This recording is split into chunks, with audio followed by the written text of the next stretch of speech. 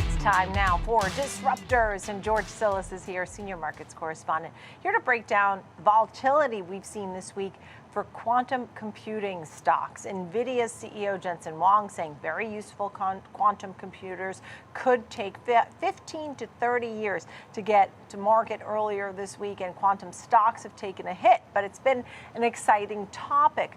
We haven't been talking about quantum computing over the last, let's say, 9 months, right? Or, it wasn't a hot topic in 2024 or 2023, but it certainly, George, is going to be for 2025. Some of your thoughts? Well, yeah, Nicole, I mean, if you just look at some of the elements behind quantum computing, obviously it's a unique and new, of course, prospective technology using different forms of physics or quantum physics. And I think if you look at the markets, I mean, we look at the markets every day. Markets certainly move based upon expectations of the adoptions of new technologies. And going into late 2024, Google announced the processing power of their Willow computing, which is quantum computing based. And that essentially created a lot of catalysts associated with some of the other fringe names out there, including companies like D-Wave Technologies, Rigotti, quantum computing technologies, and so forth. There's several names to mention. But nonetheless, obviously, the aspects behind quantum computing are not necessarily practical right now in full form. And I think this is essentially, the aspects of what Jensen Huang brought up in terms of saying, quantum computing will eventually evolve in its full form. But when it comes down to the full form applications where quantum computing and classical computing essentially arrive at the same end result, it just happens to be that quantum computing will do it faster. That will take time. And I think right now this technology is still in sort of this experimental phase, and there's some practical applications of quantum computing. But nonetheless, I think Jensen Huang really talked about the full form application of quantum computing, which is essentially the full, theoretical approach to that field of experimental programming.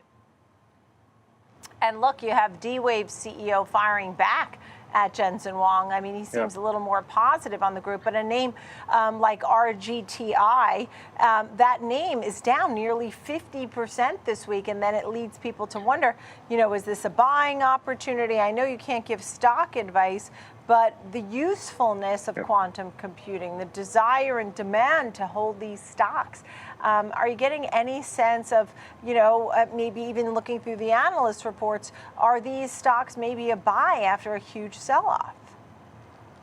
Well, I've talked about this quite often with Oliver on another program. I think if you consider what's going on in the quantum realm, many of these technologies are still in experimental phases. Now, if you look at D-Wave, based on Alan Baratz's statement, they do obviously sell. They're generating revenue, and MasterCard is one of their customers, but they're using D-Wave's technologies for operational efficiencies and sort of this modeling aspect of computing. So obviously these technologies are being applied. These technologies are being sold to major customers.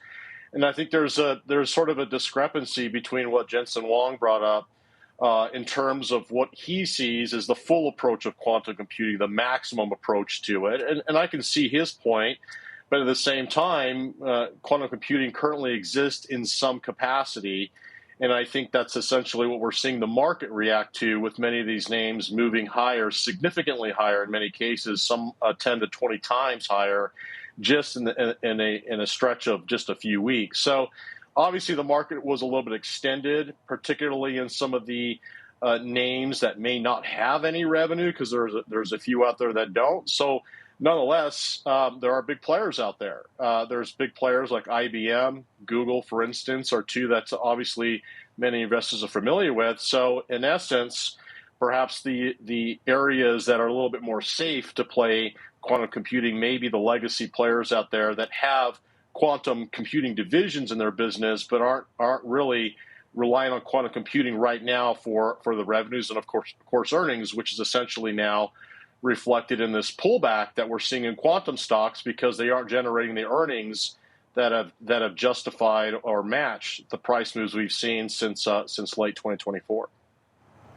Right. So now that we have the uncertainty over the quantum timeline, I think that's fair to say, because you have the battle of the CEOs and what they think the timeline might really be. But you have this massive sell-off with names like Rigetti and IonQ, for example, some of the names we've featured here today.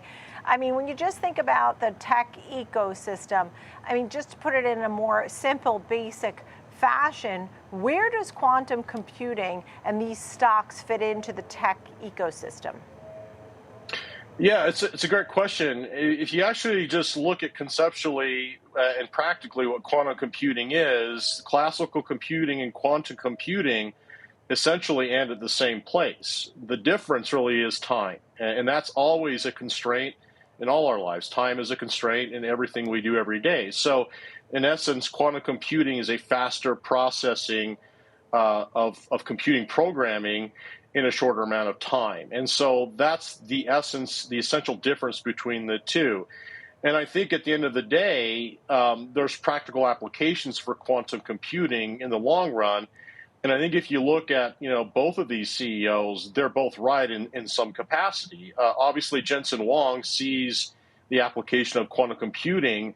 I think he's looking at it from a full approach of quantum computing, in the next 15 to 30 years, as he states it. But then if you look at the CEO of D-Wave, he's talking about they actually have customers right now, which they do. They are generating revenue. But again, he even alludes to this aspect of, partial versus a full approach of quantum computing. So in essence, both of them have, fairly accurate statements about the computing technologies, both now and, of course, in the future. But nonetheless, this essentially will help, do things like accelerated encryptions for coding, drug discovery, and so forth, because in essence, the constraint of time becomes a bit more narrow from a computing standpoint, with quantum computing being exponentially faster than classical computing. Yeah, and I think some of these names now will become more popular in our daily conversations, right? I mean, IonQ is a name that you definitely were talking about, but I'm not sure, because NVIDIA, everybody knows NVIDIA, but do they know Rigetti and IonQ and the others? But they may now in 2025, because this will be a hot topic. George Tsilis, great to see you, Senior Markets Correspondent. Thank you, George.